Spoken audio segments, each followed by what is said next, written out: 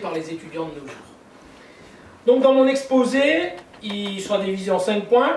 Donc je vais vous faire quelques petits rappels anatomiques. Je vais vous parler des différentes pathologies rachidiennes, des moyens de les diagnostiquer, des traitements, et enfin, si vous avez des questions, n'hésitez pas, c'est avec grand plaisir que je vous répondrai. À la base, moi je suis professeur d'anatomie à la faculté de médecine, donc j'enseigne pas des cours sur les polyalgies et les rachialgies.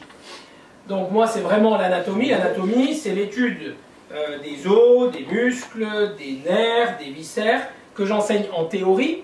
Donc dans un amphithéâtre où j'ai des étudiants qui m'écoutent pendant 2 heures parler, par exemple juste de cet os-là, où là pour le décrire il faut à peu près 1 heure pour le décrire. Parce qu'il y a la face postérieure, la face antérieure, la face interne, la face externe, les circonvolutions. Et ça on les décrit de façon très très précise. Et après l'après-midi, j'enseigne au laboratoire d'anatomie appliquée la dissection sur des cadavres. Donc là, j'enseigne l'anatomie appliquée. Donc là, sur des cadavres, on va disséquer et on va montrer aux étudiants les différents disques, les différents nerfs. Je vous parle de ça parce que ce que je vous ai ramené là, ça c'est la réalité. Un rachis, c'est comme ça. C'est la bonne taille, c'est les bonnes proportions. Chez un humain, c'est à peu près comme ça. Alors un humain de taille moyenne, à peu près 1,60 m.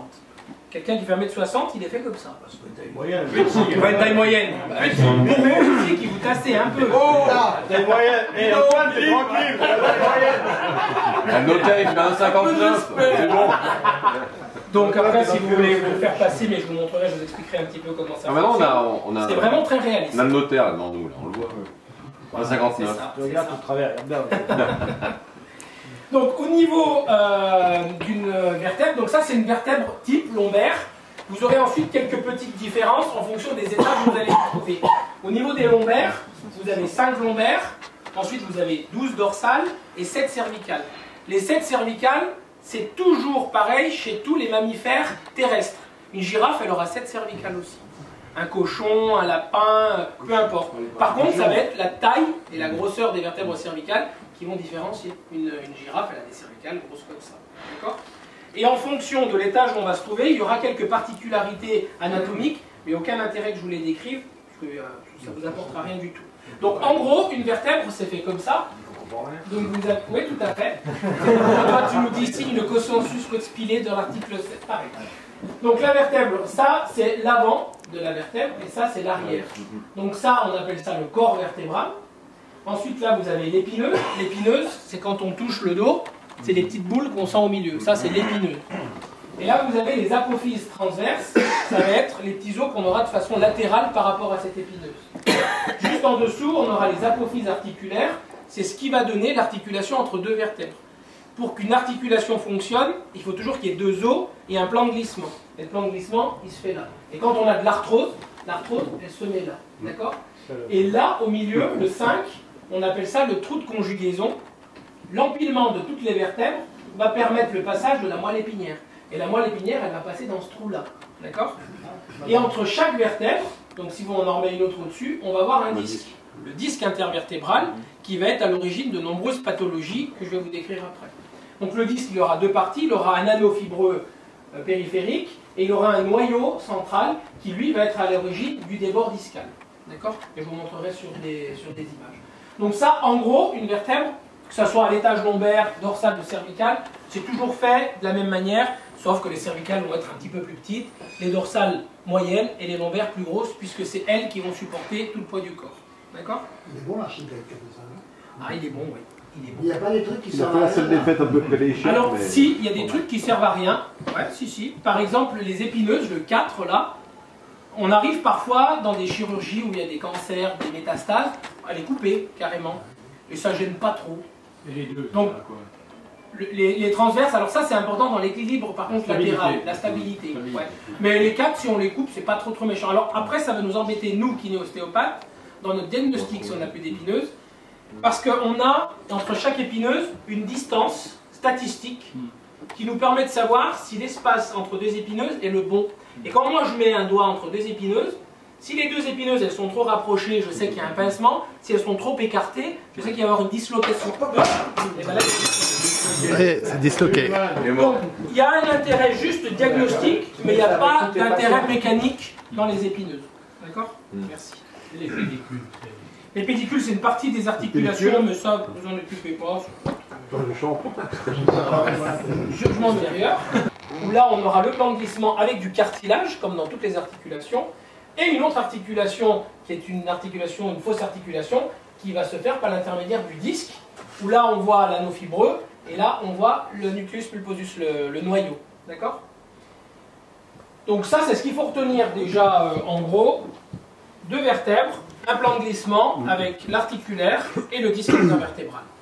Quand on a ça qui fonctionne bien, le dos va très bien. Quand on a un des deux qui va pas, ça va moyen. Quand on a les deux qui vont pas du tout, ça va pas bien du tout. Au niveau musculaire et ligamentaire, comme dans toute articulation, pour maintenir une articulation, forcément on a besoin de muscles et on a besoin de ligaments. Le muscle va avoir une action active, c'est-à-dire qu'en contractant, je peux faire comme ça au niveau de mon rachis, et en contractant, je peux faire comme ça. Un ligament, lui, il va avoir juste un rôle de stabilité. Il va éviter à la vertèbre de trop se disloquer comme ça ou comme ça, dans les 3 plans de l'espace. Donc un ligament, quelle que soit l'articulation, que ce soit vos genoux, que ce soit l'épaule, c'est toujours neutre, il n'y a pas d'action, un ligament. On ne peut pas lui donner de mouvement, c'est que le muscle. Voilà, le ligament va permettre de tenir. Comme le tendon, souvent les gens confondent ligament et tendon. Il n'y a rien à voir, le tendon c'est la partie proximale ou distale d'un muscle. C'est l'insertion, soit au-dessus, soit en dessous d'un muscle, par rapport à une articulation. Le ligament, c'est des trucs vraiment à part, des bandelettes, qui vont permettre, ici, de maintenir toutes les vertèbres bien dans l'axe, dans tous les plans. Donc il y en a différents. Le plus important, c'est le ligament vertébral commun postérieur. Et au niveau des muscles, il y en a plein. Celui qu'il faut retenir, qui est important dans la statique, c'est les paravertébraux lombaires, dorsaux, peu importe, et le latissimus dorsi, le grand dorsal. Ça, c'est les plus importants dans la statique rachis. Dans le trou de conjugation, on a la moelle épinière. Donc la moelle épinière, elle va partir des cervicales pour arriver jusqu'au lombaire. Et de cette moelle épinière vont partir tous les nerfs rachidiens qui vont donner ensuite une innervation à tous nos muscles. Sans nerfs rachidiens, on ne bouge pas. Donc on parle de système nerveux central, c'est tout ce qui touche le cerveau et la moelle épinière. Et quand on parle de système nerveux périphérique, c'est tous ces nerfs rachidiens et ensuite tous les petits nerfs qui vont donner pour nous faire bouger les doigts, nous faire parler, nous faire... La douleur vient par là, sinon. La douleur, oui, parce qu'ensuite, au niveau de ces nerfs rachidiens, il va y avoir 2 types de fibres. Il va y avoir les fibres motrices et les fibres nociceptives, les fibres de la douleur. Donc la douleur, ça passe tout par là. D'accord? Tu disais? Sensoriel. Voilà, nociceptive ou sensorielle, c'est pareil. C'est pareil. Donc vous voyez que forcément... Quand il y a paralysie, c'est qu'il y a... Alors je vais vous en parler, mais quand il y a paralysie, il y a forcément section de la moelle. Section de la moelle. Toujours. Complet. Oui, alors, ça dépend le type de paralysie. Il y aura soit les paraplégies ou les tétraplégies complètes, où là on aura section de la moelle complète, mais après on peut aussi couper des nerfs périphériques. Je peux me couper un nerf là, et j'aurai juste le bras qui ne bougera pas. Et par contre, l'autre bras bougera, ma tête aussi. Par contre, si je sectionne la moelle au niveau de C2, C3, eh ben, je serai comme ça, puis je vais bouger un tout petit peu la tête, puis je vais parler, c'est tout. Et si je la sectionne en C1, tout en haut, ben là on appelle les pompes funèbres. Parce que là c'est fini, puisque là on a tout le système régulateur de la respiration et le système régulateur neurovégétatif du cœur. Donc si on a une section de l'apophyse autondoïde, on appelle ça un os qu'on a là-dedans, ça sectionne la moelle en haut, mais là c'est fini, là on meurt. C'est le coup du lapin. C'est le coup du lapin. Ah oui. C'est juste. Dans le temps, dans les campagnes, tu as un lapin, il donnait un coup derrière la nuque, ben, le lapin, c'était fini. Rappelle-moi Daniel, là, pour le Téléthon, alors ils ont quoi les... Alors c'est des myopathies, mais alors là c'est encore un peu Non, c'est pas différent. ça, c'est rien. Les myopathies, c'est des maladies dégénératives génétiques. Ça vient pas de la moelle, d'accord. Alors si, il y a une dégénérescence de la moelle, mais il n'y a pas de lésion directe, mais c'est génétique. Ouais, d'accord. Mais ça, c'est autre chose. Enveloppe fibreuse des disques intervertébrales qui provoque le glissement du noyau pulpeux, donc le centre que je vous ai montré, vers l'extérieur. Il en résulte donc une pression exercée sur les racines nerveuses à ce niveau. Donc en fonction de l'étage où on va se trouver, on aura 2 types de symptômes. Si on se trouve au niveau des lombaires, en fonction des étages où on va se trouver, des hernies, on aura différents symptômes. Donc si on est au niveau lombaire, et qu'on va avoir une compression, par exemple, en L3, L4. L3, L4, c'est la 3e lombaire, 4e lombaire, qui va se trouver L3, L4, juste ici. D'accord? Si on a une compression ici, donc ça veut dire que le disque a eu tendance à sortir, et la boule rouge qu'on voit là, c'est la hernie discale. vous voyez que juste derrière cette hernie discale, il y a un petit truc jaune là qui sort. Et bien ça, c'est le nerf rachidien. Et ce nerf rachidien va donner ensuite un nerf qui va passer devant et qui va donner le nerf crural. Et là, on appelle ça une cruralgie. Donc la douleur, elle va partir du bas du dos et innerver la face antérieure de la cuisse, la face antérieure du mollet et le dessus du coup de pied. Si cette hernie-là, je la prends et je la déplace ici, ben là, c'est plus le même nerf, vous voyez, c'est le nerf du dessous. Et ce nerf du dessous, là, il donne un autre nerf. Il donne le nerf qui va passer là derrière, il s'appelle le nerf sciatique. Et ça donne une lombosciatalgie ou une sciatique aiguë. Et là, les gens ont mal face postérieure de la fesse, de la cuisse, du mollet et dessous le pied. Donc en fonction de l'étage où vous aurez la hernie discale, vous aurez des symptômes différents. Et quand les gens nous disent, quand ils arrivent au cabinet, « Oh là là, docteur, j'ai trop mal, ça me part de là, ça me part de là, ça me part de là », sans IRM, hein, vous savez déjà l'étage où est la hernie. Sans faire de diagnostic complémentaire, bah déjà vous dites, bah, je suis quasi sûr que vous allez avoir une hernie à l'IRM, L3, L4, L4, L5. Et ce que je vous dis là, on peut faire la même chose au niveau des cervicales, parce que les cervicales peuvent être aussi le siège d'hernie discale. Souvent, les plus communes, c'est 75% les lombaires, mais 25% les cervicales. Et les cervicales, qu'est-ce que ça peut donner comme symptôme si on a une hernie cervicale? Les épaules. Ça donne des douleurs au bras, des douleurs d'irradiation au niveau du bras. Donc, en fonction de l'étage qu'on va avoir, les gens vont sentir des douleurs plus ou moins au niveau de l'épaule, du biceps, des avant-bras et des fourmillements. Et là, pareil, le diagnostic, il est assez simple. Bon, on dit au patient, ça vous fait comment? Alors, s'il nous montre comme ci, comme ça, on va dire c'est C3, C4, C5, C6. Le diagnostic est simple. Mais par contre, avant d'intervenir, même que notre diagnostic sera quasi sûr à 100 à 99%, on fait quand même une IRM pour être vraiment sûr à 100% et pas que ça cache autre chose. Parce que malheureusement, des pathologies métastasiques, tumorales, des excroissances peuvent donner aussi ce type de symptômes. Mais ça, c'est les cas les plus rares. D'accord? Forcément, elle va donner tous les symptômes que je vous décrivais. Le lombago aigu. Donc le lombago aigu ou lombalgie, vous avez déjà dû en entendre parler, puisque ça, je pense que dans cette salle, c'est 90% de la population qui sera concernée un jour ou l'autre par une lombalgie aiguë. Donc la lombalgie aiguë, c'est la douleur vive, impulsive, qui survient au cours d'un effort, avec une impression de craquement, et qui donne une raideur lombaire et une contracture musculaire. C'est quand on fait oh, je ne peux plus bouger suite à porter, je sais pas, un frigo ou un faux mouvement, on va aller chercher quelque chose dans son coffre-fort, on se remonte comme ça, Ah merde. clac. Un billet de 500. Les joueurs de boules. Merde. Et là, c'est ce qu'on appelle le lumbago. J'ai vu Daniel, ça? Pardon? On l'avait eu, toi? Moi, les billets de 500, je sais pas. Tu me mettras les caisses de champagne dans la voiture. Hein. Tu vas bousiller de l'eau. Hein. Putain, le champagne, ça fait X fois qu'il est chargé des champagnes. Les gens qui ont présenté un épisode de lombalgie aiguë, ça peut être juste transitoire, ils en auront peut-être qu'un dans leur vie, mais si la lombalgie aiguë dans l'année se répète plus de 3 à 5 fois, statistiquement, ces gens-là vont devenir lombalgiques chroniques. C'est-à-dire qu'ils auront après des douleurs chroniques au bas du dos. Pas toujours très vives, hein, mais toujours une petite gêne, une petite raideur, donc c'est une installation progressive, souvent après plusieurs lumbagos, avec une intensité modérée, augmentée par la station debout, assise ou prolongée, calmée par le décubitus, ça veut dire quand on est couché, et il y a une mobilité lombaire qui est limitée. Ça, c'est des patients qui sont difficiles à traiter, les lombalgies chroniques, parce qu'on n'a pas vraiment, au niveau des examens, quelque chose de concret. Parce qu'on leur fait des radios, il n'y a rien de bien méchant. À l'IRM, le disque, il est un peu pincé, mais il n'y a pas d'hernie discale. Mais c'est des gens qui ont toujours des fragilités, qui ont souvent un peu d'obésité ou un déficit d'abdominaux, avec des ventres un petit peu qui partent en avant, donc forcément, ça leur dose et ça tire un peu plus. Mais ça, c'est les plus embêtants à traiter parce qu'on sait... Enfin, dans notre boulot, c'est bien parce qu'on sait qu'ils sont récurrents et chroniques, donc ils vont venir tout le temps. C'est les meilleurs clients. Bah oui. Mais on ne pourra pas bien les guérir, ceux-là. Autant le lombalgique aigu, on va le guérir, autant lui...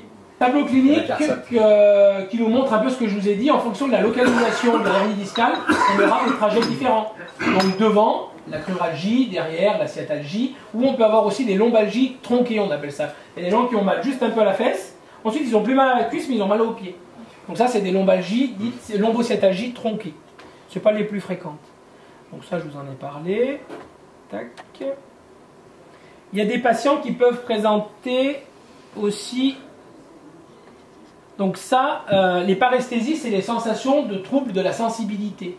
C'est-à-dire qu'au bout d'un moment, quand la hernie est compressive, le nerf, il a deux fonctions, comme on disait tout à l'heure. Une fonction qui va être motrice et une fonction sensitive aussi. Quand on touche, on sent qu'on touche, la chaleur, la douleur.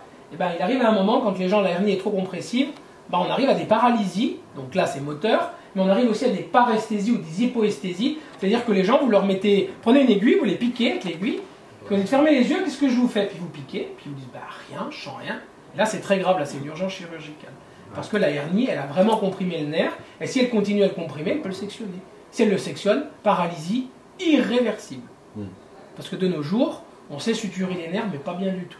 Donc ça donne des résultats qui sont... La hernie discale, elle va se traiter en fonction de la symptomologie et de la gravité des symptômes.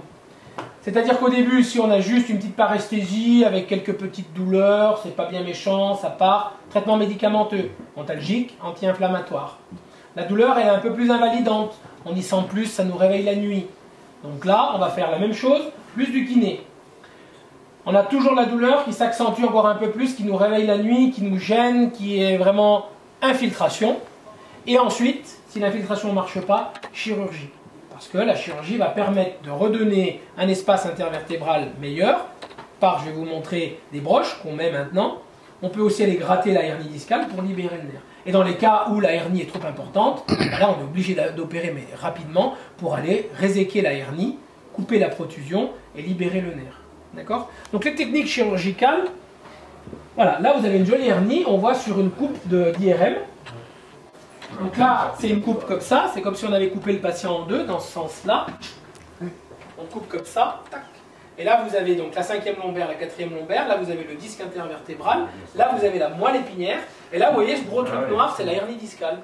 Donc la hernie discale, quand elle sort, qu'est-ce qu'elle fait? Ben là vous avez la moelle, elle le comprime. Et là, il y a tous les nerfs qui descendent. Et là, par exemple, ça serait un cas grave, là. Parce que là, vous voyez, l'espace, il est quasi tout bouché. Donc là, c'est une urgence chirurgicale. Donc au niveau chirurgical, il va y avoir deux types de chirurgie essentiellement. Enfin, il y en a trois. Il y en a une qui est en train de se développer maintenant. Je vais voir des images. Voilà. Donc le premier traitement en chirurgie, ça va être le traitement chirurgical par résection simplement de la hernie. Donc le chirurgien, il ouvre. Le bout qui déborde, il le gratte, tout simplement. Il aspire, il nettoie, il referme, on n'en parle plus. Maintenant, c'est plus trop la tendance, voilà, on appelle ça une dissectomie microchirurgicale. Ils vont aller couper la partie du disque qui est débordante, tout simplement. D'accord? Donc un petit trou comme ça, là. Ouais, ils ouvrent comme ça pour une hernie discale. Mais bon, par contre, ça écarte. Hein. Ils écartent quand même pas mal et je peux vous dire que oui, on voit bien. Il ne faut pas s'inquiéter.